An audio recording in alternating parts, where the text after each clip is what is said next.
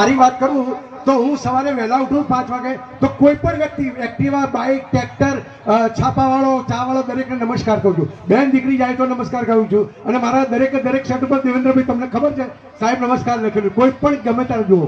હવે બીજી એક અગત્યની વાત કરું તો અત્યારે આપણે અહીંયા ભેગા થાય છે એટલે હાલ હું જે વાત કરું એ પછી તમારે બધાએ તાળીઓ પાડવી પડશે, ફરજિયાત પાડવી પડશે. જ્યારે સાહેબ આપણે બધા ભણતા હતા, કનુભાઈ સાહેબ, બરાબર સાહેબ, દેવેન્દ્રભાઈ સાહેબ ભણતા હતા, પણ અમે બધા લોકો ખૂણામાં પડ્યા રહેતા હતા. નરેશભાઈ સાહેબ અમે ખૂણામાં પડ્યા હતા, અમને ખબર નથી કોનું સન્માન કરે. ખૂણામાં અમારા ટકા પણ આવતા હતા દેવેન્દ્રભાઈ ને બધાને, પરંતુ અમને પરંતુ ખરેખર આજે કમાણા સમસ્ત પરિવાર ટૂંકમાં આજે એમને ખરેખર દીકરીઓ દીકરાને સન્માન કર્યું છે. એ બદલ સૌથી વધારે ટૂંકમાં આપણે એમને માટે તાળીઓ પાડીએ કમાણાવાળાને. કારણ કે આ લોકો કરે છે તો તમે સ્ટેજ ઉપર, બાકી અમને તો કોઈ સ્ટેજ ઉપર નહીં, નીચે પણ બેસાડતા નતા. બરાબર. હવે એક બીજી અગત્યની વાત કરું, આપણે શિક્ષણ માટે બહુ જરૂરી એવી વાત 2-4 વાત કરી દઈએ.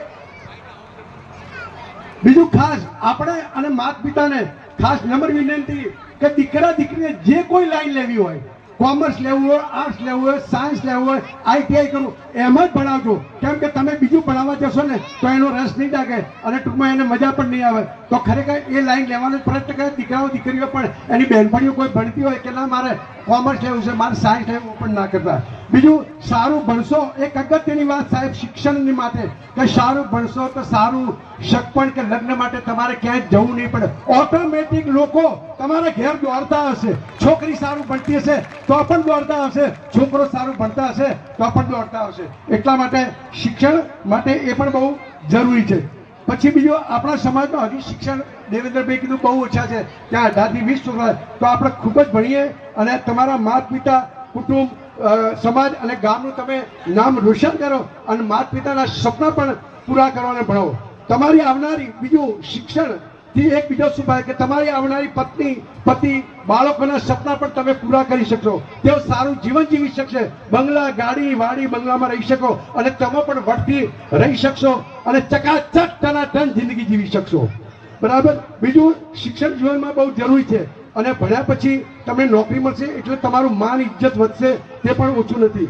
શિક્ષણથી બીજો કુરિવાજો અંધશ્રદ્ધા વ્યસન મુક્તિ પણ આપણે દૂર કરી શકશું. શિક્ષણ માટે દરેક ભાઈઓ બહેનો નક્કી કરેલ સમય માટે એક પહેલી અગત્યની વાત કે આપણે ભણીએ છીએ પણ વધારે સમય આપણે મોબાઈલમાં વાપરીએ છીએ. તો આપણે એક નક્કી કરીએ જે ભણતા હોય એ ખાસ મા બાપ તો બરાબર, પણ આપણે એક નક્કી કરીએ કે દિવસમાં 2 કલાક આ સમયે 5 થી 7 એટલે 5 થી 7 મોબાઈલ બંધ રાખીએ સાહેબ. એ તમે અગત્યની વાત છે. તમારે જ્યારે ઈચ્છા થાય પણ એ 2 કલાક બંધ રાખશો તો વધારે સારું રહેશે. છોકરીઓ ઘણીવાર છોકરીઓ નાપાસ થાય એટલે માતા પિતા શું કરે છે સાહેબ ખબર છે કે ચાલો છોકરીઓને આપણે હવે પરણાવી દઈએ. સાહેબ એવું નથી. છોકરીઓ ભલે 1 વાર નપાસ થાય, 2 વાર, અમે પણ નપાસ થયેલા છે. આજે હું પણ નપાસ થયેલો, તેમ છતાં રિટાયર્ડ સિવિલ એન્જિનિયર છું. અબ્રાહમ લિંકન સાહેબને ખબર છે 11 વાર, 1 વાર 2 વાર 3 વાર 4 વારની 11 વાર ચૂંટણીમાં નપાસ થયા હતા, હારી ગયા હતા અને છેવટે 12મી વાર એ પાસ થયા તો એ આખા વિશ્વના રાષ્ટ્રપતિ બન્યા. એટલે આપણે માતા પિતાને એ પણ કહું કે છોકરાઓ નપાસ થાય તો આપણે હિંમત ના આવી ફરી ભણાવવાનો પ્રયત્ન કરીએ. બરાબર. એ પણ ખાસ તમને કહું.